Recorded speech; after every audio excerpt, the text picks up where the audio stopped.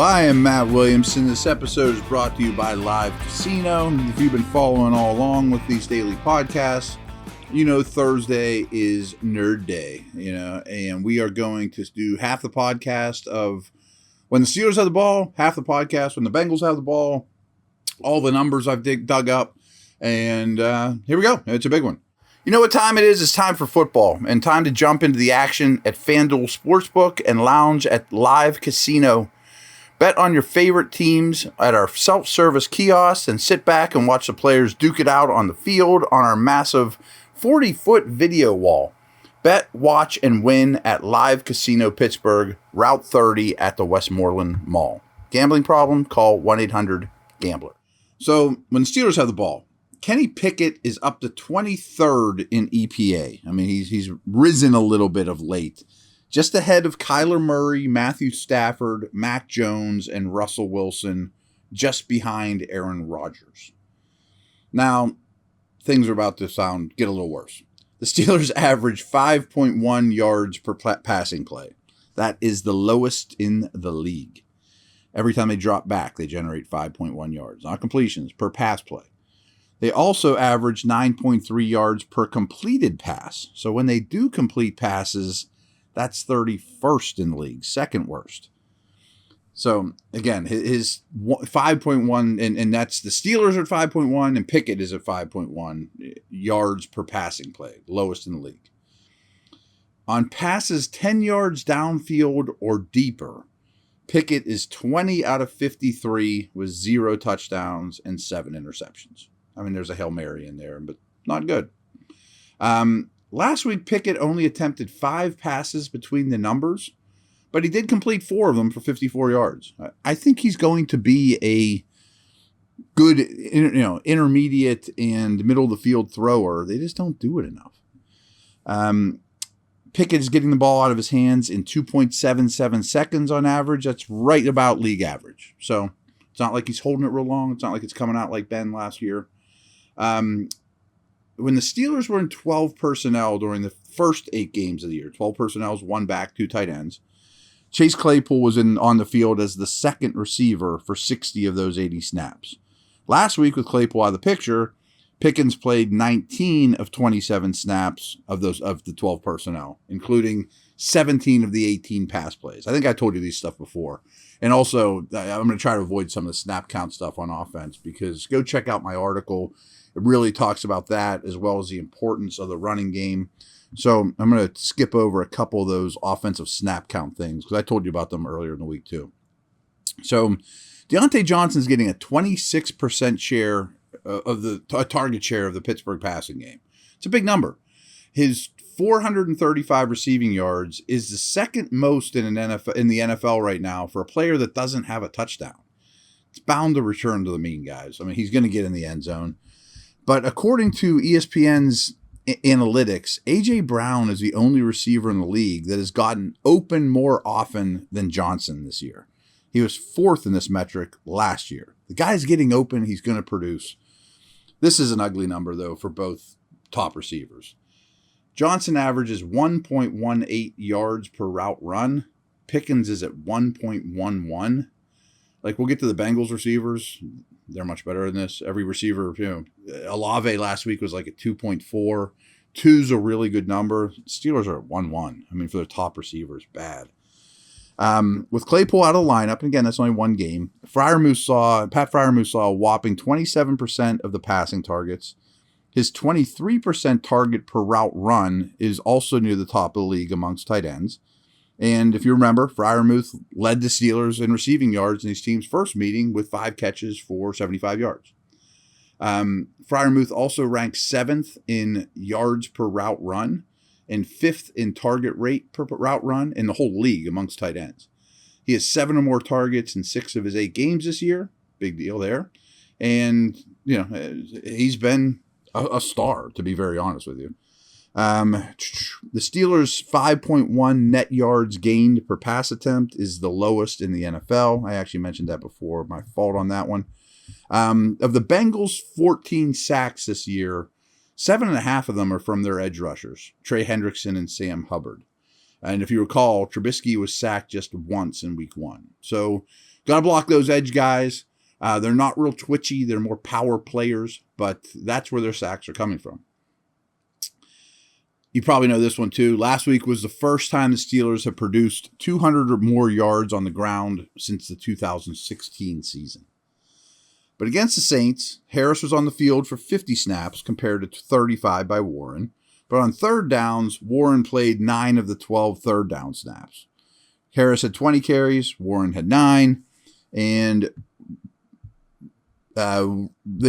Harris ran 16 routes as opposed to 14 routes by Warren. Okay, Pickett's 8 carries last week were a career high. This is kind of interesting, but despite only appearing in 6 games, Pickett is 12th among quarterbacks in rushing this year. 7 of the quarterbacks ahead of him have played 9 games, and the other 4 have played 10. He's only played 6. So he's going to be jumping up that list quickly, passing guys like Trevor Lawrence. Over the past 2 games, this is a little misleading because of the Eagles game. The Steelers' offense has churned out 361 rushing yards over the last 2 games, but it's certainly promising. The last 2 games, Harris has handled 58 and 56% of the backfield touches. Those are his lowest 2 percentages of the year. DJ Reader is a big-time injury to watch from the Bengals. So how about this? When Reader's been on the field, they allow 0.9 rushing yards prior to contact. Very low number. That's the best in the league. When Reader's not on the field, they allow 1.6 rushing yards prior to contact, before anyone touches him. That's 26th. I mean, he is a difference maker in the middle of the field. The Bengals defense has been on the field for 570 snaps this year. Their starting safeties, Von Bell and Jesse Bates, lead the defense in snaps played. Every other defensive player has been absent for at least 99 plays or more. 8 defenders have logged over 400 snaps, and 19 have played at least 97 defensive snaps. So a lot of people have seen the field on defense for Cincinnati. Steelers have been exceptional in converting their 4th down opportunities this year. They are 75% on 4th down attempts. Really good number, because some of those are you're losing, it's 4th and 8, desperation time. They're not all 4th and 1 plunges. On just 1st and 2nd downs, the Steelers' offense ranks 31st in EPA. You'd hope that'd get better if they're churning out running yards early in the game and getting to 3rd and shorts and whatnot. But we'll see. I mean, it's a new trend of this having success on the ground thing. Over the past 4 games, not including overtime, past 4 games, Steelers are running just under 73 plays per game. That's the most in the league over that stretch. They also have the 4th most dropbacks per game during that time frame as well, partially because they're running so many plays, and they were losing a couple of these games. Pittsburgh is the only team in the league that has yet to score 3 offensive touchdowns in a game this season. Yeah, I mean, kind of shocks me there's not more than 1, but still not exactly a great endorsement for what they've done on offense this year.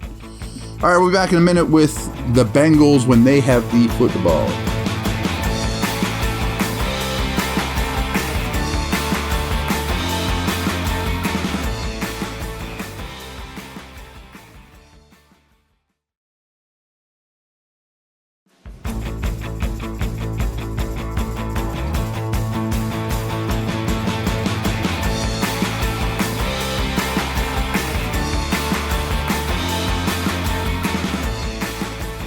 Okay, the only quarterbacks in the league ahead of Joe Burrow in EPA are Tua, Mahomes, Josh Allen, Geno Smith. He's been tremendous, especially once you isolate the first 2 weeks. The first 2 weeks were really rough, one of which you remember very well against Steelers, but he has been phenomenal since. And remember, he was coming back off an emergency appendectomy, a burst appendectomy, didn't play in the preseason, rebuild offensive line. Burrow's a star. His average time to throw is 2.5 seconds. That's quicker than every NFL quarterback besides Brady and PJ Walker. Ball is coming out quick. Burrow's average intended air yards of 7 yards downfield is higher than just 6 qualified quarterbacks, though. So a lot of quick, short passing. However, Josh Allen is the only quarterback in the league with more completions of 40 or more yards downfield, and he has an average depth of target between 6'4" and 6.9 yards downfield in 3 of his last 4 games, which is very low. But they still generate these long bomb 40-yard gains, and that's a lot of Jamar Chase and their receivers. So speaking of Chase, in Week 1 against Steelers, he caught 10 passes for 129. Chase has only played in 7 games this year, but still leads Cincinnati in receiving yards with 605. That's 86.5 yards per game for Chase. Pretty darn good. T. Higgins has 564 yards, and Tyler Boyd comes in at 537. So the 3 of them are pretty bunched up. Higgins has appeared in every game this year, but he's battled injuries and he's been in and out of several games. He's played 396 snaps compared to 496 by Boyd and 467 from Chase. So, Higgins is about 100 snaps behind Boyd, but he's the more productive player. I mentioned yards per route run. Higgins is at 1.99. Remember, the Steelers were at 1.1. Every time he runs a route, Chase is at 1.96. Also very good numbers. Again, 2 is very, very good. They're just under. And Boyd's at 1.57, which is fine, for a slot receiver, third receiver. In the 2 games Burrow has played without Chase, he's had just 232 and 236 passing yards. That's 2 of his 3 lowest totals of the year. Also, in the 2 games without Chase, Boyd has been targeted a total of 11 times, but he hasn't done much with them. Caught 8 passes for 82 yards over those 2 games without Chase. You'd think his numbers would be a lot better when Chase isn't in there. I mentioned how much Burrow's playing better now than last we saw him. He's only thrown 2 picks since playing the Steelers in Week 1. How about Joe Mixon, though? If you recall, he blew up before their bye. You probably had him in fantasy. You played against him in fantasy. He combined for 145 total yards in Week 1 against the Steelers. But in their most recent game, he rushed for 153 yards, caught 4 passes for 58 yards, and scored 5 touchdowns. The Bengals ran for 241 yards in that win over Carolina. However, Mixon averages just 2.4 yards after first contact, which is a half yard worse than league average. So what he's creating after being his first contact is a yard worse than the average. Only 8% of his rushing attempts this year have gone for 10 or more yards, also well below league average. So even with that huge rushing output in their most recent game over Carolina, since he still averages like 99 rushing yards per game, only 5 teams average less. And the Bengals' 4.0 yards per rushing attempt is also 27th in the league. So is a run game fixed? They're probably asking the same question the Steelers are. Is our run game fixed, or was it a one-game fluke? I mean, a lot of that going on. Mixon's 585 yards, rushing yards, leads the team by a wide margin. Burrow's second at 141. Mixon also dominates the snap counts. He's played 443 snaps. Samaje Perine only been out there for 168. No other Bengals running back has even seen the field for more than a dozen plays this year, even mop-up duty, whatever. The last 3 times Mixon has played the Steelers, Week 1 and the 2 last year, 402 total yards against the Steelers in those 3 games, rushing and receiving. This is interesting, though. They're finally using him more as a receiver.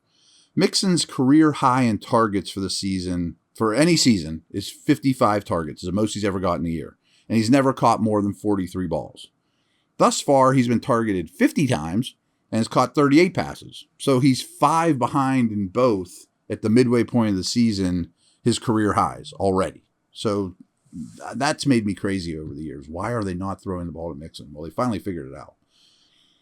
The Bengals give up a sack on 8.7% of the dropbacks. The only team with a higher percentage are the Titans, Falcons, Giants, and Bears. So their O-line in protection is not fixed. Much like the Steelers, Cincinnati's offensive line has been very healthy this year. Their weakest link, the left guard, Volson, has not missed 1 snap. Jonah Williams, the left tackle, Kappa, and Karras have missed a combined 20 snaps. And Leo Collins, the right tackle, has played 591 of those possible 616 snaps too. So he's missed very little as well. The Bengals offense has committed just 4 holding penalties, lowest amount in the NFL. A little bit shocked by that, considering the pressure they allow. So if you just look at EPA on 3rd and 4th downs, money downs, Kansas City is the only offense that's better than the Bengals. But on early downs, 1st and 2nd, the Bengals are right in the middle of the league, 14th. Some of it's back to not running the ball very efficiently, early on. And they were also a little bit predictable with their play calling. That looks like it's a little bit better right now. But how about this? Burrow bails them out, with their early down problems. 3rd down and 7 or longer. 3rd and 7. You don't convert many 3rd and 7s, let alone or longer.